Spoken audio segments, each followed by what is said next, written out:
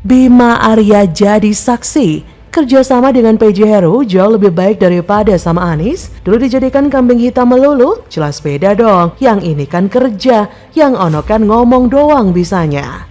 Ada konektivitas antara Jakarta dan Bogor lagi, karena komuter itu terbatas juga kapasitasnya. Masih banyak yang menggunakan jalur tol Jagorawi. Kalau dibantu dengan bis kan sangat efektif. Luar biasa. Wali Kota Bogor, dan ada beberapa hal yang kami bahas terkait dengan transportasi, terkait dengan pengembangan kota. Persepsi banjir kiriman harus diluruskan. Apa betul kiriman itu masih terjadi dan seberapa besar menyumbang itu? Nah, makanya kemarin kita menyusuri itu dari mulai hulu ke hilir, dari Bogor, Depok sampai Jakarta. Jadi menurut saya bagus ya, sesekali misalnya Pak Gubernur atau Pak Wagub ikut bersama-sama kita, boleh. Saya mau ngulang lagi tuh, kalau mereka siap ya, kita ngalun lagi, kita menyusuri lagi Ciliwung ya, nggak usah dari Bogor lah, nggak apa-apa. Jika di sana udah ada kerasan, itulah yang dikerjakan adalah membangun dam, membangun dry dam namanya di hulu. Ada 2 bendungan yang sekarang sudah dibangun. Insya Allah bendungan itu selesai tahun ini. Kalau bendungan sudah tahun ini, maka bila terjadi hujan deras di daerah Ciawi, Bogor, maka airnya bisa PJ Gubernur DKI Jakarta Heru Budi Hartono kedatangan Wali Kota Bogor Bima Arya Sugiarto di Balai Kota Jakarta. Pertemuan tersebut dalam rangka koordinasi mengingat Jakarta dan Bogor adalah tetangga yang berbagi banyak isu dan tantangan yang saling terkait. Hal itu disampaikan PJ Heru lewat akun Instagram pribadinya. Topik yang dibahas dalam pertemuan tersebut menurut PJ Heru diantaranya adalah kepadatan lalu lintas yang sedang terjadi di Bogor sebagai imbas dari pembenahan Jalan Otista di Bogor Tengah. Untuk itu warga Jakarta yang bepergian ke Bogor untuk liburan atau hal lain bisa diharap maklum dan menyesuaikan. Pihaknya juga berencana untuk merancang koneksi antara Transjakarta dan Transpakuan sehingga menambah pilihan transportasi massal lintas wilayah. Selain itu, Bima Arya juga memandatkan sebagai Ketua ASEAN Mayors Forum yang akan digelar tahun ini. Mereka juga berdiskusi terkait penyelenggaraan acara serta upaya-upaya untuk memastikan suksesnya keketuaan ASEAN 2023. Apa yang dilakukan oleh PJ Heru ini tentu sangat berbeda jauh dengan Anies Baswedan. Heru memiliki wibawa dan merangkul Bima Arya. Sedangkan di era Anies malah berseteru dengan Bima Arya. Seperti halnya perkara banjir DKI Jakarta, Anies malah menyalahkan Bogor. Menurut Anies, banjir yang terjadi di Jakarta bukan karena ketidakbecusannya bekerja, melainkan karena air kiriman dari Bogor. Padahal nih yang dia lakukan untuk mengatasi banjir di Jakarta nyaris tidak ada sama sekali dan tidak terdengar gaungnya. Normalisasi sungai yang terbukti mampu mengurangi titik banjir gak dilanjutkan. Naturalisasi sungai yang sebelumnya ia janjikan malah gak jelas bagaimana bentuk dan rupanya. Bahkan perkara PSBB yang gak jelas, Anies juga menjadikan Bima Arya sebagai bembar.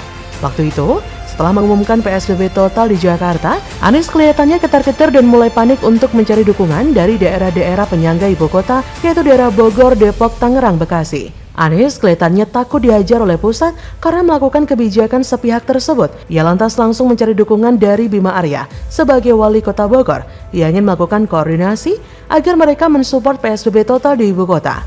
Namun, oleh Bima Arya ditolak mentah-mentah. Penolakan Bima Arya tentu bukan tanpa alasan. Mendukung PSBB total ibu kota artinya akan melumpuhkan perekonomian negara dan menghancurkan masa depan dari orang-orang yang sudah mulai dibangun saat PSBB di Indonesia diberlakukan pada Maret, April, dan Mei. Para warga dan rakyat sudah mengalami economic rebound, mendadak harus dihancurkan lagi oleh Anies Baswedan. Itulah yang membuat Bima Arya menolak tegas kebijakan dan juga arahan dari jurus rangkul Anies yang gak jelas itu. Kita tahu bahwa memang daerah penyangga ibu kota yaitu Bogor, Depok, Tangerang, Bekasi, dan lain-lain berkontribusi beberapa persen pada kasus COVID yang aktif di Jakarta. Tapi bukan berarti mereka mau-mau saja disuruh-suruh oleh Anies Baswedan yang di dalam penerapan PSBB selama ini pun tidak jelas dan tidak ada kebenarannya. Tapi ya begitulah Anies, semua kesalahan yang dia lakukan, seolah-olah semua orang harus merasakan akibatnya. Maka dari itu, tak heran jika banyak pihak yang menolak berdekatan dengan Anies, bahkan Bima Arya, sering banget dijadikan kambing hitam. Bahkan Anies juga sulit diterima oleh siapapun, kecuali para pendukungnya yang sudah masuk perangkap. Sang heran sih, Anies itu ditolak oleh manusia karena dia juga sepertinya sudah mulai ditolak oleh Tuhan karena sudah mendiamkan pendukungnya yang bermainkan agama. Beda dengan PJ Heru yang tulus membangun dan menyejahterakan warga Jakarta, semua yang dilakukan, alam pun seperti langsung merestui. Jadi bagaimana menurut Anda?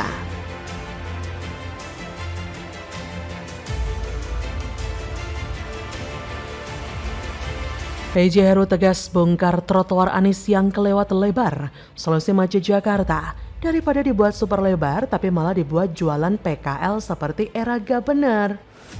Apa kemudian pendekatan yang dilakukan di Jakarta terkait transportasi? Pertama tanya hal yang paling sederhana. Alat transportasi apa yang dimiliki oleh setiap orang?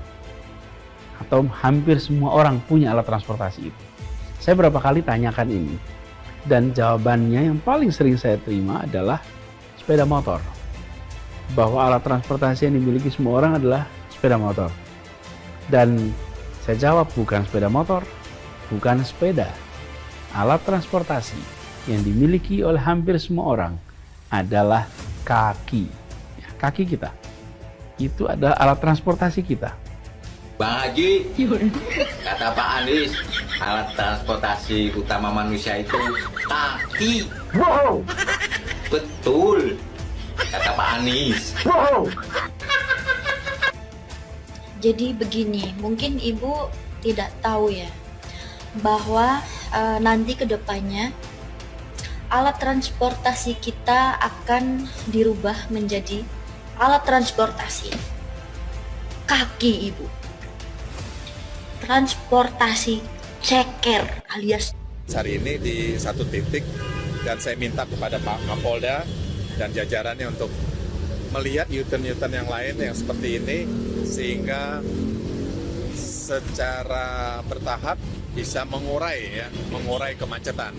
Sekali lagi saya terima kasih Pak Kapolda dan jajarannya, dan mudah-mudahan Pak Kapolda dan Polres-Polres lainnya melihat persimpangan-persimpangan seperti ini kita menjadi satu arah tetapi muternya tidak terlalu panjang. Ini contoh.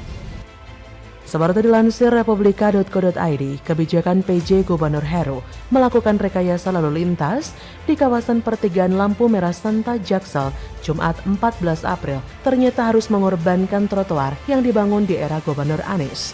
Jalan di sekitar Pasar Santa yang sebelumnya merupakan trotoar harus dibongkar menjadi jalan raya untuk memfasilitasi kendaraan. Republika.co.id sempat mengikuti PJ Heru yang didampingi Kapolda Metro Jaya, Irjen Karyoto, untuk meninjau uji coba rekayasa lalu lintas di kawasan Santa pada Jumat. Di lokasi sudah dilakukan penutupan putar balik atau U-turn di Jalan Walter Monginsidi menuju Tendean. Kebijakan itu merupakan bagian penutupan 32 U-turn di Jakarta yang dicanangkan Dinas Perhubungan DKI untuk mengurangi kemacetan dan memperlancar arus lalu lintas. Namun, Republika.co.id tidak menyangka jika jalan yang sempat diinjak PJ Heru dan Irjen Karyoto sebelumnya merupakan jalur pedestrian. Hal itu karena aspal di lokasi memang terbilang masih baru. Ternyata, kebijakan PJ Heru tersebut ramai disorot di lini masa Twitter. Ia banyak mendapat kecaman lantaran mengubah trotoar menjadi jalan raya demi memperlancar arus lalu lintas. Ia pun dianggap lebih mewadai kendaraan pribadi daripada pedestrian. Berdasarkan pantauan Republika, di lokasi Jumat pagi banyak kendaraan yang melewati arus lalu lintas di Jalan Walter Monginsidi menuju Tendean pada pukul 7.40. Salah satu pengguna sepeda motor bahkan sempat berteriak kepada petugas gabungan Dishub DKI dan Ditlantas Polda Metro karena putar balik yang biasa dilewati sudah ditutup. Kata salah satu pengguna sepeda motor yang berteriak nggak terima, nggak efektif nih, ke arah PJ Heru saat sedang meninjau lalu lintas. Sementara itu, PJ Heru pun menjelaskan wajar saja jika ada warga yang tidak setuju dengan rekayasa lalu lintas di kawasan Pasar Santa. Kata PJ Heru, ya dari 101 yang bicara itu biasalah, sekarang kita mau untuk kepentingan lebih besar atau untuk yang perorangan. Jajaran Polda, Pemda DKI kan semua kan memperhatikan hal itu. Menurut PJ Heru, penolakan terjadi karena masyarakat merasa tidak nyaman harus berputar arah. Padahal, rekayasa lalu lintas kedepannya justru bisa membuat jalanan lebih lancar jika dibandingkan saat menggunakan lampu lalu lintas seperti sebelumnya. PJ pun meminta Irjen Karyoto memberikan arahan kepada setiap jajaran Polres untuk mencari berbagai titik kemacetan di Jakarta agar dapat dicarikan solusinya. Kata PJ di sini akan dilakukan rekayasa secara bertahap, semoga bisa mengurai kemacetan. Kita berharap setiap Polres di Jakarta bisa melihat potensi kepadatan seperti ini, seperti di pertigaan lampu merah Santa. Walaupun jalan searah, tapi nanti muternya tidak ke